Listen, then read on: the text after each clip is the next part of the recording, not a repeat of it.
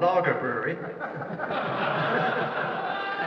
I've not been so cold since I went around the cellars of the Budweiser Brewery in the Czech Republic. They said they've turned the refrigeration unit off while we make the speeches. Please don't put it back on again. This is a trip down memory lane for me today, because Dark Star, to me, means a beer that I first came across in North London in the 1980s, brewed by the Pitfield Brewery, and they won the Champion Beer of Britain competition in 1987 for Dark Star. And then, at that time, Rob Jones, great to see Rob here today, Rob and his partner Martin Kemp, their nickname after a rock group at the time, they were called the Yeasty Boys. And they eventually went their separate ways, and Dark Star, as you've heard, went down to Brighton. Very tiny brewery down there, and now look at this, isn't this absolutely amazing? And this to me is part of the excitement of what is going on in this country, that if you watch the BBC or even worse, read the Daily Mail, you think that the only problem connected to beer drinking in this country is something called binge drinking, which has got nothing to do with quality beer whatsoever. The real picture of what is going on in Britain is that there are now 500 or more small craft breweries producing beers of the most amazing quality. And by quality, we're talking about beers made from natural ingredients, malted barley, hops, yeast and water, nothing else.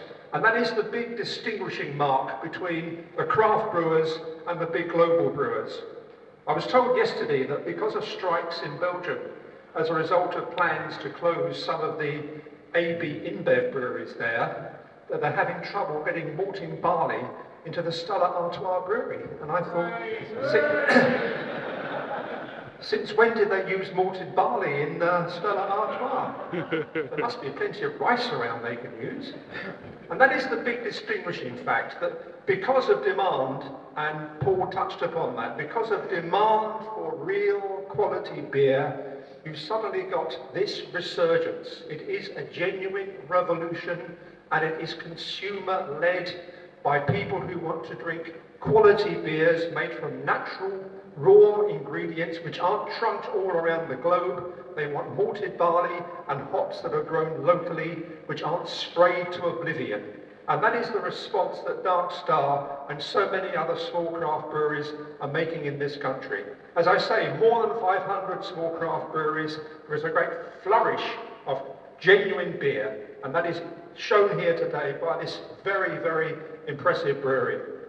And what is particularly remarkable is that they're also using new technology to make their beers. That they are going to Europe and they're seeing how beers are made there, and they're breaking out of the stranglehold and the straitjacket of the old-fashioned way of making beers, and they're using this kind of technology and proving they can make fantastic beers as a result of it. So this is a very, very encouraging and exciting time to be drinking good beer in this country, and this is the epitome of what is going on. So it's wonderful to see so many people here today. I hope you don't all die of frostbite, but long before that, it's my great pleasure, if they give me a pair of scissors, to cut the ribbon. All right.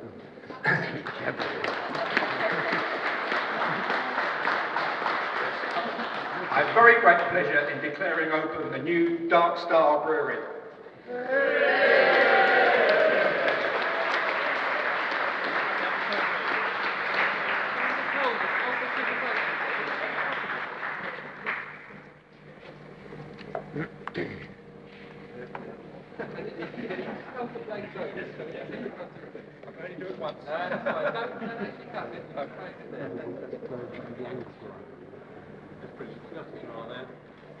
Are you ready? Yep, it's working good. Oh, yeah. And just look at the phone. Okay, we're ready now. Yeah? Everybody ready? Yep. One, two, three. Hey. Thanks, Roger. Well done.